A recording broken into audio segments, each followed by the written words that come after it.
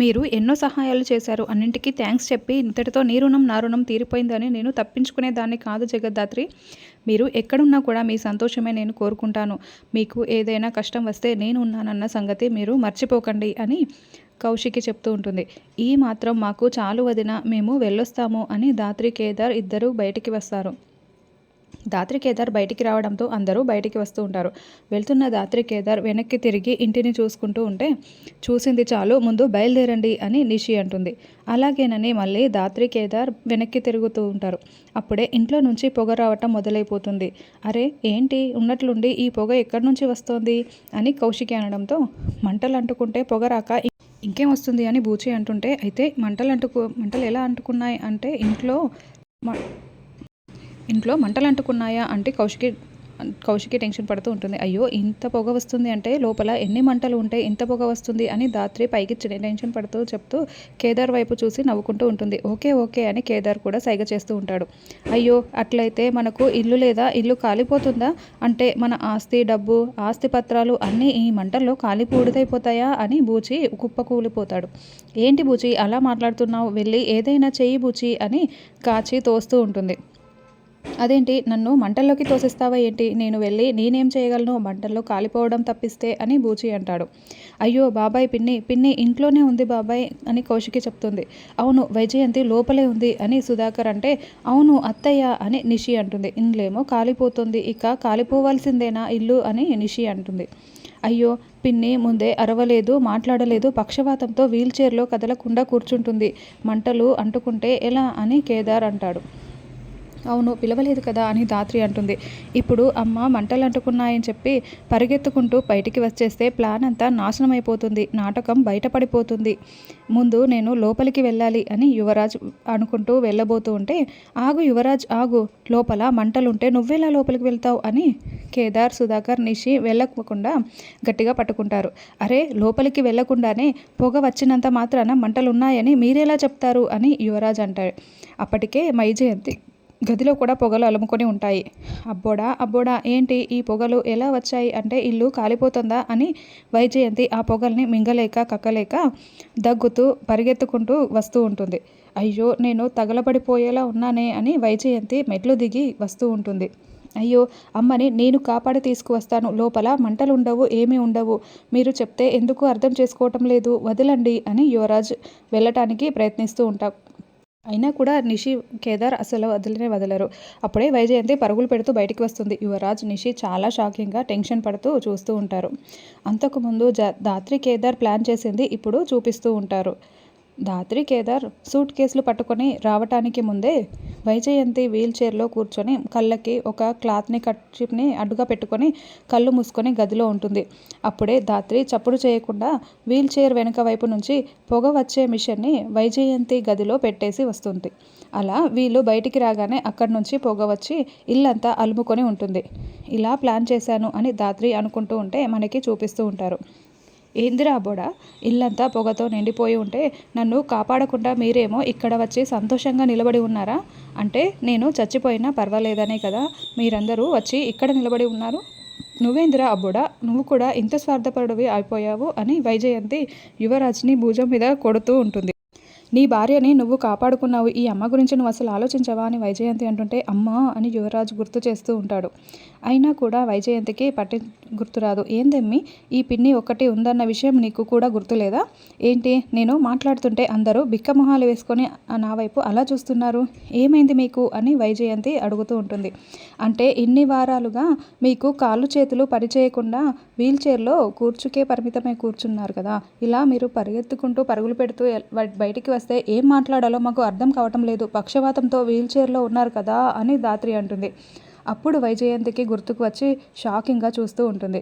ఏంటి పిన్ని నువ్వు కూడా షాక్లో ఉండిపోయావా అని కేదార్ అంటాడు. అంటే కేదార్ ఇన్ని రోజులుగా కుర్చీకి పరిమితమై ఉన్నారు కదా, జీర్ణించుకోవడానికి కాస్త సమయం పడుతుందిలే, మీకు ఎంత టైం కావాలంటే అంత టైం తీసుకోండి అత్తయ్య గారు అని ధాత్రి అంటుంది. పిన్ని మీరెలా ఇలా పరిగెత్తుకుంటూ వచ్చారు అని కౌశికి అడుగుతూ ఉంటుంది. అంటే షాక్ ట్రీట్మెంట్ ఇస్తే పక్షవాతం పోతుంది కదా అని నిషి అంటే, అవును షాక్ ట్రీట్మెంట్ ఇస్తే పోతుందని డాక్టర్లు కూడా చెప్పారు, ఉన్నట్లుండి ఆ పొగను చూసేసి అమ్మ ఇలా పరిగెత్తుకు వచ్చినట్లు ఉంది, పక్షవాతం పోయినట్లు ఉంది అని యువరాజ్ అంటే, అస్సలు నమ్మేలా లేదు. అసలు పక్షవాతం వచ్చినట్లు లేదు, పోయినట్లు లేదు. అసలు షాక్ ట్రీట్మెంట్లతో పక్షవాతం పోతుందని నేనెక్కడా కూడా వినలేదు అని బూచి అంటే, అయ్యో అన్నయ్య, డాక్టర్లే చెప్పారని యువరాజ్ చెప్తున్నా కూడా నమ్మకపోతే ఎలా? అత్తయ్య గారికి పక్షవాతం వచ్చింది, కానీ ఇప్పుడు పోయింది. ఏంటత్తయ్య గారు, ఇదే కదా నిజం అని ధాత్రి అనడంతో, ఏందమ్మి అంత వెటకారంగా మాట్లాడుతున్నావు? అయినా ఏంది మీరు ఇంకా ఇంట్లో నుంచి వెళ్ళలేదు? ముందు మీరు ఇంట్లో నుంచి వెళ్ళండి అని వైజయంతి అంటుంటుంది. దాంతో సుధాకర్కి చాలా కోపం వస్తూ ఉంటుంది. వైజయంతి మాట్లాడింది చాలు అని సుధాకర్ అరుస్తూ ఉంటే, అది కాదు బా అని వైజయంతి అంటూ ఉంటుంది. ఇప్పటికే అందరి ముందు పరువు తీసింది చాలు, ఇంకేమీ మాట్లాడకు, నోరు మూసుకో, లోపలికి పద అని సుధాకర్ బలవంతంగా వైజయంతిని చేయి పట్టుకొని లోపలికి తీసుకువెళ్తూ ఉంటాడు. ధాత్రి కేదార్ నవ్వుకుంటూ సంతోషపడుతూ ఉంటారు. అత్తయ్య అనే నిషి లోపలికి పరుగులు పెడుతూ ఉంటుంది. మొత్తానికి నా నమ్మకాన్ని నిలబెట్టేశారు. అయినా మీరు ఎప్పుడు వెళ్ళాలనుకుంటే అప్పుడే ఇంట్లో నుంచి వెళ్తారు. ఈ మట్టి బుర్రలకి ఎందుకు అర్థం కాదో ఏంటో సిస్టర్, నాకేమీ అర్థం కావటం లేదు అని బూచి అనుకుంటూ ఉంటాడు. సుధాకర్ నేరుగా వైజయంతిని గదిలోకి లాక్కు వేస్తాడు. నిషి, యువరాజ్, కౌశికి వెనకాలే పరిగెత్తుకుంటూ వస్తూ ఉంటారు. అది కాదబ్బా అని వైజయంతి అంటుంటే వెంటనే సుధాకర్ వైజయంతి చెంప పగలగొట్టి వైజయంతి వీల్ చైర్పై పడిపోతూ ఉంటే మళ్ళీ కూడా వైజయంతి చేయి పట్టి లాగి మళ్ళీ కొడుతూ ఉంటాడు.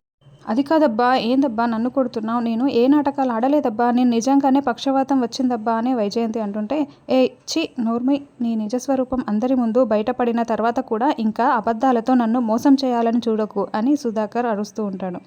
తప్పు చేశారు పిన్ని, ఆస్తి కోసం ఇంత పెద్ద నాటకం ఆడి ఈ ఇంట్లో మీ పెద్దరికానికి మీరే కళంకం తెచ్చుకున్నారు. జగదాత్రి కేదార్ అంటే మీకు ఇష్టం లేదని తెలుసు, కానీ మీ పెద్దరికాన్ని మీరే ఇలా పాడు చేసుకుంటారా? ఇంత పెద్ద నాటకం ఆడతారా? ఇలా ఎలా చేయాలనిపించింది అని కౌశికి అడుగుతూ ఉంటుంది. దీనికి ఎంత చెప్పి ఏం లాభం కౌశికి, అసలు ఇది మారుతుందనుకుంటున్నావా అని సుధాకర్ అంటూ ఉంటాడు.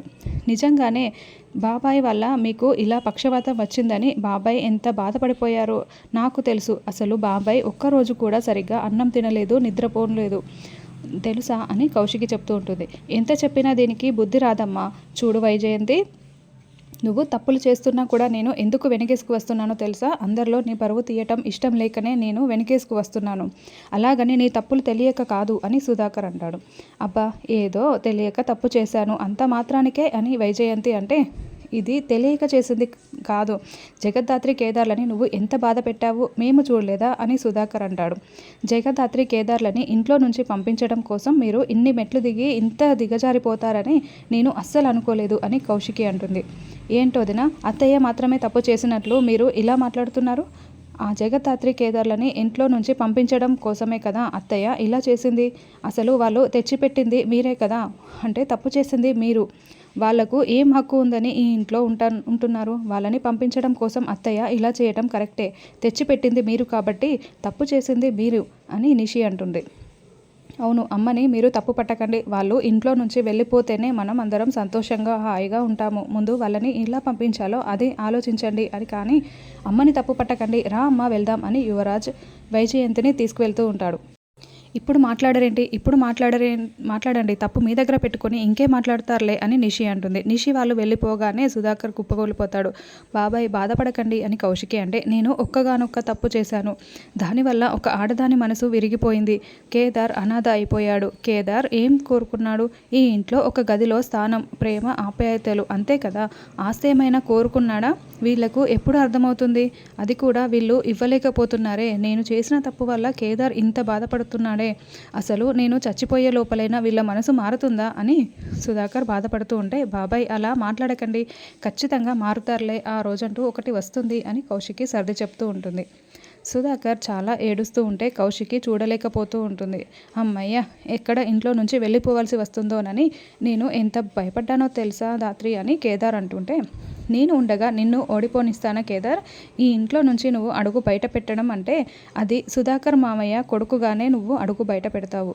అది నీ కోరిక తీరే వరకు నేను పోరాడుతూనే ఉంటాను అని ధాత్రి చెప్తుంటుంది. థ్యాంక్ యూ సో మచ్ ధాత్రి అని కేదార్ అంటే, నువ్వు నాకు ఈ థ్యాంక్స్లని చెప్పడం అవసరం లేదు, కానీ మా సిరి పెళ్లి చూపుల్లో ఎలాంటి లోటు లేకుండా చూసుకో అని ధాత్రి చెప్తుంటుంది. ఈ ఇంటి పెద్దలుని నేను ఆ మాత్రం చేసుకోలేనా? నేను ఉన్నదే అందుకు కదా, పద అని కేదార్ అంటాడు. మహేంద్రని జేడీ పట్టుకు వెళ్ళిందని నిజం తెలుసుకున్న ఆదికేశవ కోపంతో రగిలిపోతూ జేడీ జేడీ అని అరుస్తూ ఉంటాడు. బావా బావా అరవకు బావా అని అభి పరిగెత్తుకు వస్తాడు. రే ఆ మహేంద్ర నోరు విప్పాడంటే నా గుట్టు మొత్తం కూడా రట్టయిపోతుంది. కాబట్టి మహేంద్ర నిజం చెప్పకుండా ఉండాలి. తర్వాత త్రిపాఠి అంటే పోలీస్ కాబట్టి ఏదో ఒకటి నా పేరు బయట పెట్టకుండా తప్పించుకుంటాడు. మహేంద్ర నోరు విప్పకుండా ఉండాలి.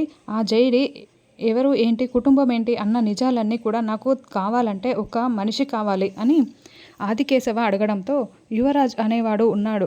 ఈ మధ్య అన్ని ఇల్లీగల్ పనుల్లో వీడి పేరు బాగా వినిపిస్తోంది.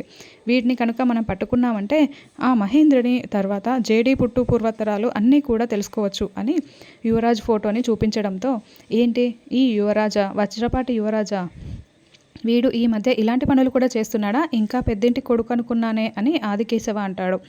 అయితే వీడితోనే మనం డీల్ కుదుర్చుకుందాం అని ఆదికేశవ చెప్తూ ఉంటాడు. తర్వాత త్రిపాఠిని సాధు నాయక్ సార్ ఇంట్రాగేషన్ చేస్తూ ఉంటే అసలు మహేంద్రని నువ్వెందుకు చంపాలనుకున్నావు దీని వెనుక ఉన్నది ఎవరు చెప్తే నువ్వు ఎందుకు అమ్మడిపోయావు అని సాధు నాయక్ నిలదీస్తూ ఉంటే హీరోయిన్ అంటే నాకు చాలా ఇష్టం. హీరోయిన్ ప్రాణాలు తీసినందుకే మహేంద్రని ప్రాణాలు తీయాలనుకున్నాను. నేను ఎవరికి అమ్ముడు పోలేదు అని హీరోయిన్ మీద ప్రేమతోనే నేను మహేంద్ర ప్రాణాలు తీయాలనుకున్నాను అని త్రిపాఠి చెప్తూ ఉంటాడు. నిన్ను 2 నెలల ముందు సస్పెండ్ చేస్తున్నాను అని సాధు నాయక్ చెప్తూ ఉంటాడు.